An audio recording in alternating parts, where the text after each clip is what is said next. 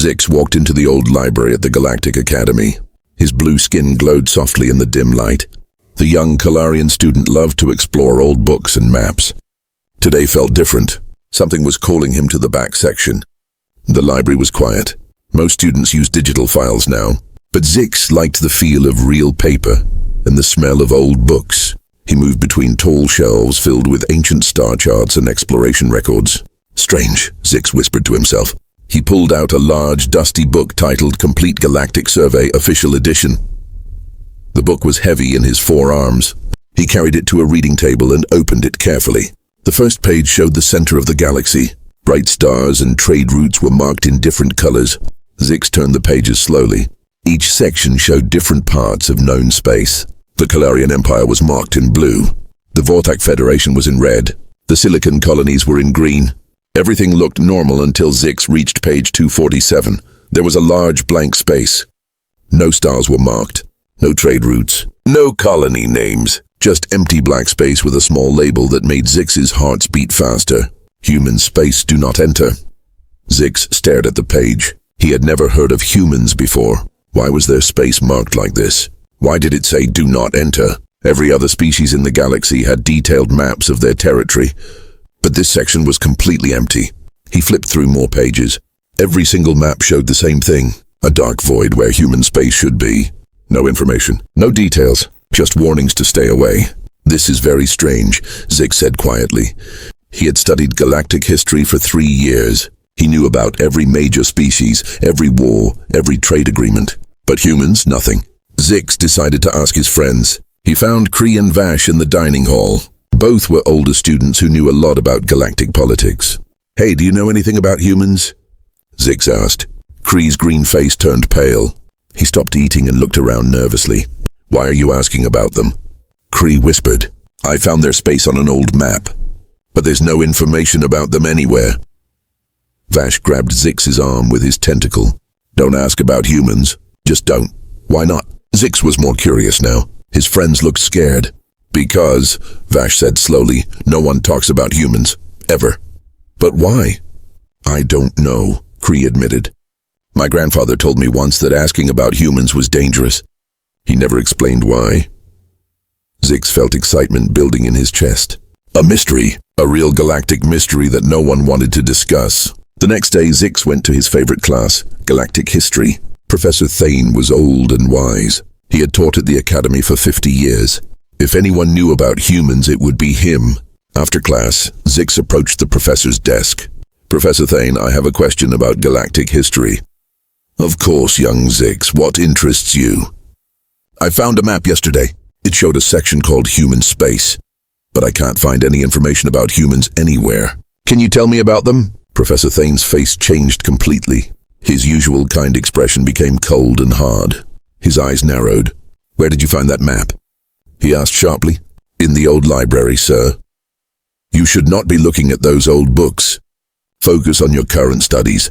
But sir, I'm just curious. Who are the humans? Professor Thane stood up quickly. His voice became angry. Some questions should not be asked, student. Some knowledge is not meant for young minds. Forget what you saw. Forget that word completely. Zix had never seen his professor act this way. The old teacher was usually patient and encouraging. Now he looked almost afraid. But sir, class dismissed, Professor Thane said firmly. Do not come to me with such questions again. Zix left the classroom confused and worried, but also more determined than ever. Everyone's reaction was the same: fear, silence, refusal to talk. That evening, Zix returned to the library. He searched more carefully this time. Hidden behind other books, he found another old file. It was marked Classified Restricted Access. Zix looked around to make sure he was alone. Then he opened the file carefully. Inside was a single page. At the top, it said Final Transmission, Deep Space Explorer Vessel Courage, 50 years ago. The message was short, but terrifying. Day 47 of First Contact Mission to Human Space. We have made a terrible mistake. They are not what we thought they were. They are not primitive. They are not weak. We should never have come here. We should never have. The message ended suddenly. Below it, in red letters, someone had written, This ship was never seen again. Zix's hands shook as he read the words again. What had happened to that ship? What did they discover about humans? And why was everyone in the galaxy so afraid to talk about it? He closed the file and made a decision. He was going to find the truth about humans, no matter what it cost him. Something big had happened 50 years ago. Something that made the entire galaxy afraid to even speak one word: humans. Zix could not sleep that night. The message from the lost ship kept playing in his mind. They are not what we thought they were. What did it mean? What had those explorers found in human space? The next morning, Zix made a dangerous decision. He would break into the restricted archives. Only teachers and senior officials could access those files. But Zix was smart. He had learned how to hack simple security systems in his computer class. Late at night, when the academy was empty, Zix sneaked into the main building. His heart was beating fast. If anyone caught him, he would be expelled. But he needed answers. The restricted archive room was on the 3rd floor. Zix used his hacking skills to open the electronic lock. The door opened with a soft beep. Inside, thousands of files were stored in metal cabinets. Zix searched for almost an hour. Finally, he found what he was looking for. A thick file marked First Contact Incident, Human Space, Year 2423, Top Secret. With shaking hands, Zix opened the file. The first page showed a date from 50 years ago. It was a mission report signed by Admiral Corax of the Galactic Exploration Fleet. Zix began to read. Mission: First contact with species called humans on planet Earth in Sector 7G. Intelligence reports suggest primitive civilization. Low technology level. No space travel capability. Perfect target for peaceful integration into Galactic Federation. Zix's eyes grew wide. The aliens had planned to make first contact with humans 50 years ago, but something had gone terribly wrong. He turned the page and found photos from space. The images showed a small blue planet with white clouds. It looked peaceful and beautiful. The report continued. Initial scans show no major weapons, no space defenses. Population appears to be approximately 8 billion individuals. Species appears physically weak. Average height 1.7 meters. No natural armor. No claws or fangs. No poison glands. Assessment: easy integration expected. Zix felt confused. The humans sounded harmless. Why was everyone so afraid of them? He kept reading. The next section was about the invasion fleet. Deployment: 500 warships. 50,000 soldiers. Advanced plasma weapons. Shield technology. Superior firepower. Expected resistance minimal. An invasion fleet. The galactic powers had not come in peace. They had come to conquer Earth. Zix felt sick to his stomach. This was wrong. This was not how first contact should happen. The report continued with confidence. Day 1, fleet arrives in Earth orbit. Humans appear shocked by our arrival. Their primitive aircraft approach but are no threat to our shields. We broadcast surrender demands. Humans refuse. This is expected. All primitive species resist at first. Day 2, human military responds with chemical rockets and metal projectiles. Our shields absorb all damage easily. Humans retreat. We prepare for ground invasion. Day 3, landing begins. Our soldiers report humans fight with desperation but lack advanced weapons. Victory expected within 1 week. Zix turned the page eagerly, but the next entry was completely different. The confident tone was gone. Now the words showed fear and confusion. Day 7. Something is wrong. Humans are not fighting like other species. They do not retreat when defeated. They do not surrender when outgunned. They attack our ships with vehicles loaded with explosives. They sacrifice themselves to damage our equipment. Day 10. Human resistance is growing stronger, not weaker. They are learning our tactics. They are copying our technology. Yesterday they used our own plasma weapons against us. How did they learn so fast? Day 15. Urgent report. Humans have turned their entire planet into a weapon. Every citizen is now a soldier. They use their industries to build war machines. They modify civilian equipment for combat. Their creativity in warfare is disturbing. Zix's hands were shaking now. The mighty galactic fleet was struggling against primitive humans. The entries became more desperate. Day 20. We have lost 200 ships. The humans attack day and night. They never rest. They coordinate attacks across their entire planet. This is not normal behavior for any species we have encountered. Day 25. Emergency. Humans have learned to hack our computers. They are using our own technology better than we do. They have turned our captured weapons into more powerful versions. This should be impossible. Day 30. Fleet Commander's personal log. We made a terrible mistake. Humans do not fight for territory or resources. They fight for survival. Every human becomes deadly when their planet is threatened. They are not weak. They are not primitive. They are the most dangerous species we have ever encountered. The final entry made Zix's blood run cold. Day 35. Emergency evacuation order. Fleet destroyed. Humans have won. Of 500 ships, only 12 remain. They are allowing us to leave. Why? They could destroy us all. Instead, they send us home with a message. Tell the galaxy that Earth is protected. We want peace, but we are ready for war. At the bottom of the page there was one last note.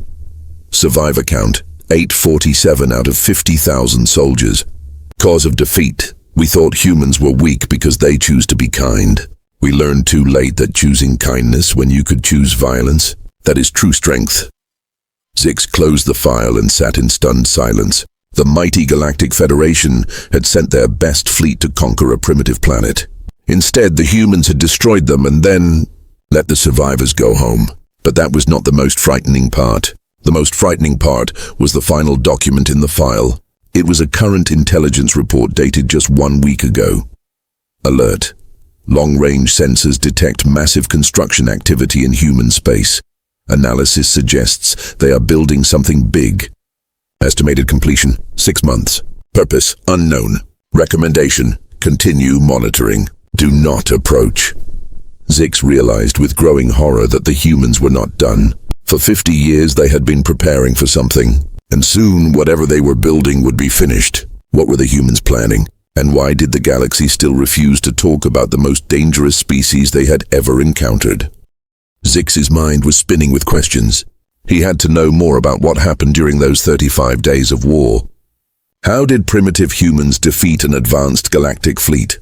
He searched deeper into the restricted files. Hidden behind other documents, he found a personal diary. It belonged to Captain Vex, one of the few survivors from the human war. The diary was marked personal account, not for official records. Zix opened it carefully. The first entry was written before the invasion. Day 5. I'm excited for this mission. We are bringing civilization to a backward planet. The humans have no space technology, no energy weapons, no shields. This will be the easiest conquest in galactic history. I feel sorry for them, really. They don't even know what's coming. Zix could feel the arrogance in those words. The captain had no idea what humans were really capable of. Day 1. We arrived at Earth today. The humans sent up small flying machines to look at our ships. So primitive. Their weapons cannot even scratch our shields. Tomorrow we will demand their surrender. By next week we will be heroes. The next entries showed how quickly everything changed. Day 4. Something strange happened today. We shot down 10 human aircraft, but instead of retreating, more humans came. They studied the wreckage of our weapons. They were learning from every attack. This behavior is unusual. Day 8. I don't understand these humans. We destroyed their military base yesterday. Today, civilian humans appeared with homemade weapons. Children are helping adults build traps. Old humans are teaching young ones how to fight. Their entire society has become an army overnight. Zix was amazed. When most species face superior firepower, they surrendered. But humans had done the opposite. They had become more dangerous. Day 12. Report from ground team. Humans are impossible to predict. We corner them in a building. They escape through sewers we didn't know existed. We destroy their weapons. They make new ones from broken pieces. We attack their cities. They turn the entire city into a fortress. How do they think so fast? Day 16. Personal observation. Humans fight differently than any species we know. Other species fight to win territory or resources. Humans fight like every battle is their last battle. They fight with their minds and their hearts. This combination is terrifying. Zix read faster. The diary was showing him something incredible about human nature. Day 19. I watched a human soldier today. We had him surrounded, no escape. His weapon was broken. Any normal species would surrender. Instead, he smiled at us and activated a device that destroyed our entire squad. He died, but he took 12 of our best soldiers with him. Why do humans choose death over defeat? Day 22. Intelligence report. Humans are reverse engineering our technology faster than our own engineers can improve it. They took one plasma rifle and built 50 better versions in 3 days. They captured one shield generator and created a planetary defense system. This should take years, not days. Day 25. I am starting to fear these humans, not because they are strong, because they never stop learning. Every time we attack, they get smarter. Every time we hurt them, they hurt us back twice as hard. It's like fighting an enemy that grows stronger with every battle. Zix put the diary down for a moment. He was beginning to understand why the galaxy was so afraid of humans. They were not just warriors. They were adaptive warriors who became more dangerous over time. He continued reading. Day 28. Today I saw something that will give me nightmares forever. We captured a human city. We thought we had won. Then every human in that city, men, women, even children, revealed hidden weapons. They had turned their entire city into a trap. Not just the soldiers. Everyone, teachers, doctors, farmers, all of them had become fighters. How do you defeat an enemy where every single person is willing to die for their planet? Day 31. Personal confession. I think we made a terrible mistake coming here. We assumed humans were weak because they live in peace. We thought they were primitive because they prefer cooperation over conquest. We were wrong. Humans are not weak. They choose to be peaceful. When forced to fight, they become something else entirely. The final entries were desperate. Day 34. Our fleet is almost destroyed. But here is the most terrifying part. The humans are holding back. Yes, you read that correctly. They are not using their full strength. Our intelligence shows they have weapons they haven't used yet, technologies they haven't revealed. Why? What are they waiting for? Day 35, final entry. We surrendered today. The human leader came to our ship personally. I expected anger. I expected revenge. Instead, he offered us medical supplies for our wounded. He gave us safe passage home. He said, we don't want to be enemies. We just want to be left alone. Then he added something that still scares me. But if you ever threaten Earth again, we will not be so kind. Personal note, we came here to conquer primitive humans. Instead, we learned that the most dangerous species in the galaxy is the one that chooses mercy when it could choose destruction. Humans won this war in 35 days. But winning the war was not the scary part. Zix's hands trembled as he read the final line. The scary part was realizing they could have won in 3 days if they wanted to. They were studying us, learning everything about galactic technology, playing with us like we were children. The humans were never in real danger. We were. At the bottom of the page, someone had added a handwritten note. Captain Vex committed suicide 1 year after returning home. His final words, I cannot forget their eyes. They looked at us with pity, not hatred. That is when I knew we had encountered something beyond our understanding. Zix closed the diary and sat in shocked silence. The humans had not just defeated a galactic invasion. They had done it while holding back their true power. They had won with kindness instead of cruelty. But the most frightening question remained. If humans were that dangerous 50 years ago, what had they become now? And what were they building in their secret space? Zix was about to find out something even more terrifying about humanity's true nature.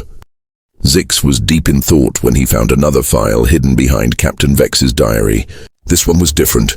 It was marked Aftermath Report, the human response, classified beyond top secret.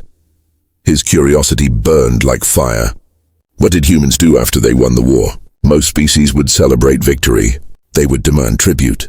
They would expand their territory. But humans were different, weren't they? Zix opened the file with trembling hands. The first document was a communication log between galactic leaders, recorded just days after the human war ended. Emergency Council meeting, all species leaders present. Council Leader Thane, we have a crisis. The human war is over. Minister Kex, excellent news. When do we divide their planet among ourselves? Council Leader Thane, you misunderstand. We did not win. The humans won. Our entire invasion fleet was destroyed. Long silence in recording. Admiral Zorks, impossible. 500 ships, advanced weapons. How could primitives? Council Leader Thane, they are not primitive. We made a terrible mistake, but that is not why I called this meeting. The real problem is what the humans did after they won. Zix leaned forward. What could be worse than losing the war? The recording continued. Minister Kex, did they invade our worlds? Are they coming for revenge? Council Leader Thane, no. They sent us a message. And medical supplies, confused voices in background. Admiral Zorks, medical supplies. For what? Council Leader Thane, for our wounded soldiers. The humans treated our injured troops. They fed our prisoners. They sent our survivors home safely. Then they transmitted this message across the entire galaxy. Zix found the next document. It was the actual human message, translated into galactic standard language. To all species in the galaxy, we are humans from the planet Earth. Your fleet came to our world with weapons and demands for surrender. We defended ourselves and won. We could have destroyed your ships completely. We could have taken prisoners. We could have followed your fleet home and attacked your worlds. We chose not to do these things. We do not want conquest. We do not want territory. We do not want revenge. We want peace. We are returning your survivors. We have healed your wounded. We offer friendship to any who want it. But understand this, Earth is our home. We will defend it against any threat. The next time someone comes to our world with weapons, we may not be so merciful. We hope there will not be a next time. The people of Earth. Zix stared at the message in amazement. The humans had won a total victory and then, given it away, they had shown mercy to invaders. The recording of the council meeting continued. Minister Kex, this is some kind of trick. No species acts this way after winning a war. Council Leader Thane, our intelligence suggests it is not a trick. This is simply how humans behave. Admiral Zorks, but why? They could rule half the galaxy now. They could demand tribute. They could... Council Leader Thane, because they are not like us. We fight to gain power. Humans fight to protect what they love. Once the threat was gone, they had no reason to continue fighting. Minister Kex, so what do we do now? Council Leader Thane, we leave them alone, forever. The next document showed how the galactic powers responded to human mercy. It was a secret agreement signed by every major species. The Earth Protocol, permanent agreement. Human space is declared off-limits to all galactic powers. No military ships may enter human territory. No species may attack or threaten Earth. All star maps will show human space as restricted. No one will speak publicly about the human war. This agreement will remain secret from younger generations. Reason: humans have proven they are the most dangerous species in the galaxy, but also the most merciful. We must ensure they are never threatened again for our own safety. Zix was stunned. The entire galaxy had agreed to hide the truth about humans, not because they were weak, but because they were too powerful and too kind. The file continued with intelligence reports from the years after the war. Year 2, human space shows massive construction activity. Purpose unknown. They decline all contact attempts but remain peaceful. Year 10, long-range sensors detect incredible technological advancement in human space. They have surpassed our capabilities in every field. Still no aggressive actions. Year 25, humans make first peaceful contact with trader species. They offer advanced medical technology in exchange for cultural knowledge. No weapons exchanged. No territory demanded. Year 40, several border species report mysterious assistance during natural disasters. Investigation reveals human rescue ships providing aid secretly, then leaving without thanks or payment. Year 50, current intelligence estimate. Human technology is now 200 years ahead of galactic standard. Population has grown to 15 billion. Military capability, unknown but assumed to be beyond our understanding. Threat level, 0 as long as they are not attacked. The final document in the file made Zix's heart race. It was dated just 1 month ago. Urgent intelligence update, human activity. Long-range monitoring stations report massive energy signatures from human space. Construction of unknown megastructures detected on 47 different star systems. Energy output suggests technology far beyond galactic capabilities.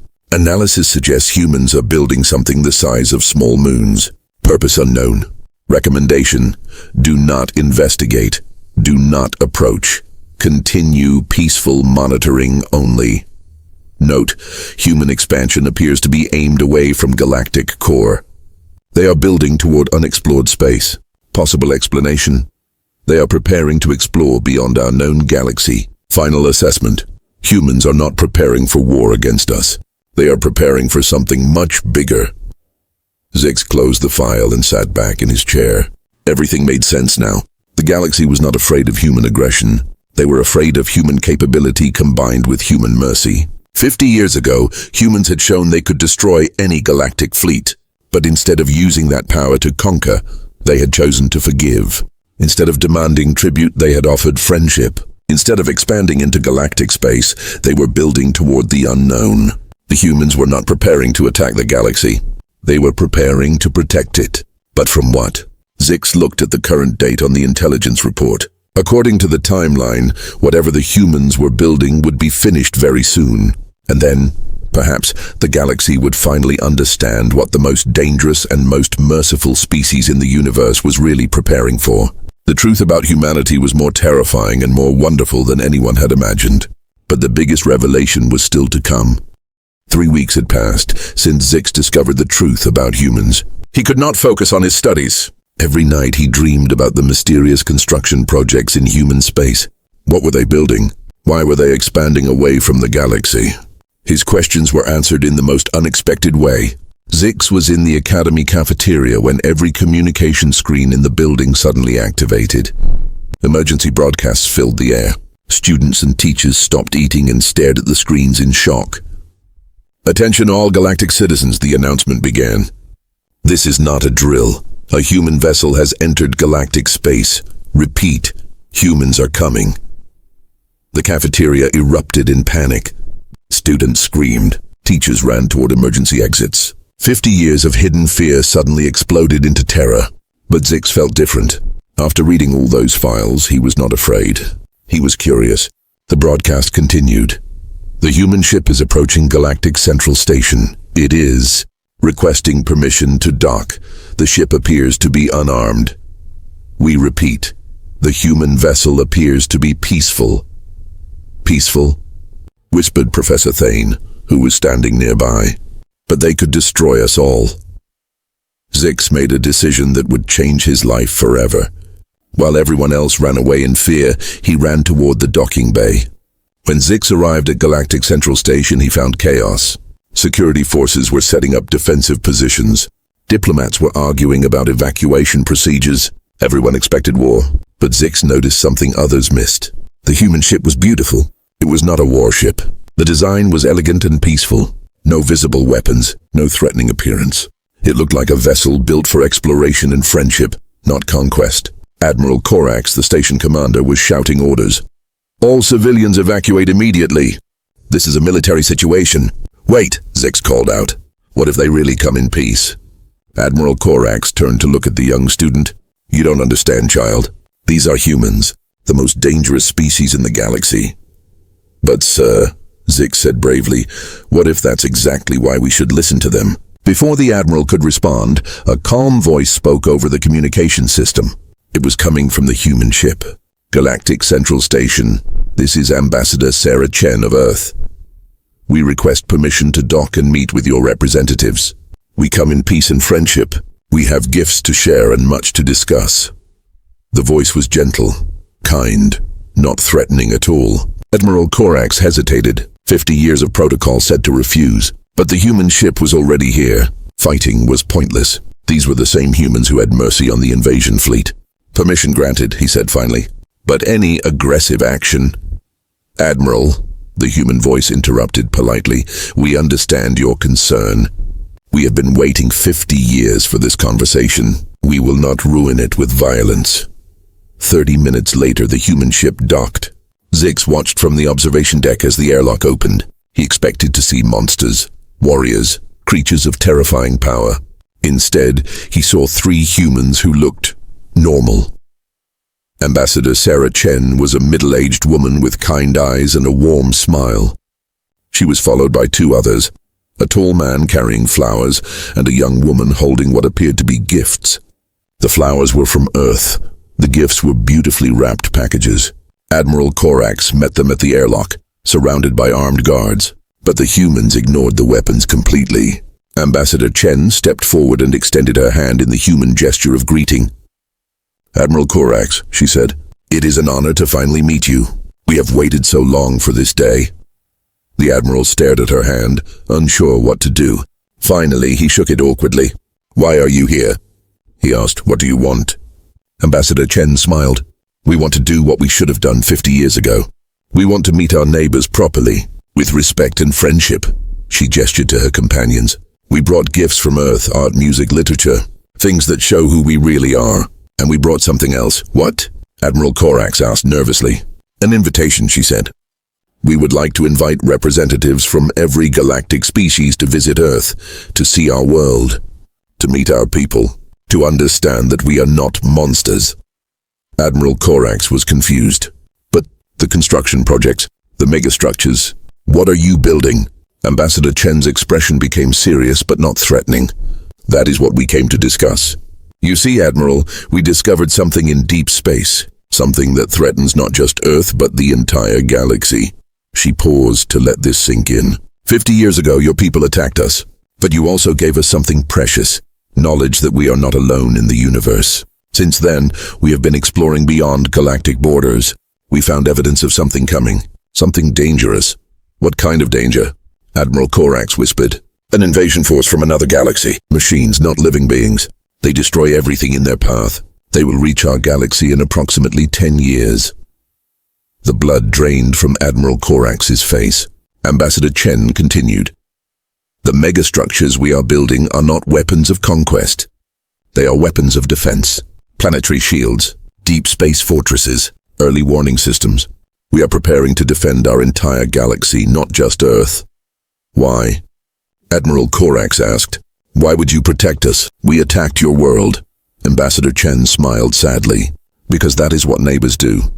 They protect each other. 50 years ago, you showed us that we are part of something bigger. Now it is our turn to show you the same thing." She reached into her bag and pulled out a star chart. But this one was different from any Zix had ever seen. It showed not just their galaxy, but dozens of others. And approaching from the dark space between galaxies was a massive red marker. "This is why we have been silent for 50 years, she explained.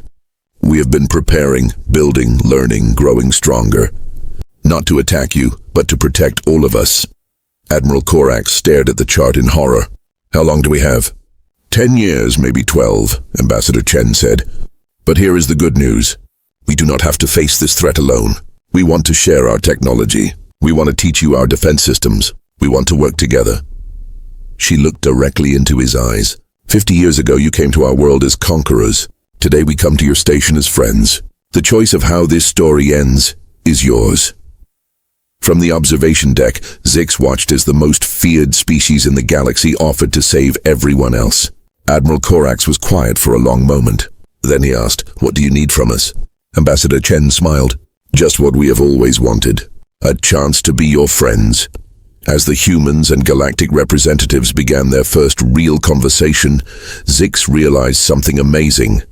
The galaxy had spent 50 years afraid of the wrong thing. They had been afraid that humans would conquer them. Instead, humans were preparing to save them. The most dangerous species in the galaxy was also its greatest protector. And soon, they would all face the darkness together, not as enemies, but as friends. The human story was not about conquest. It was about hope.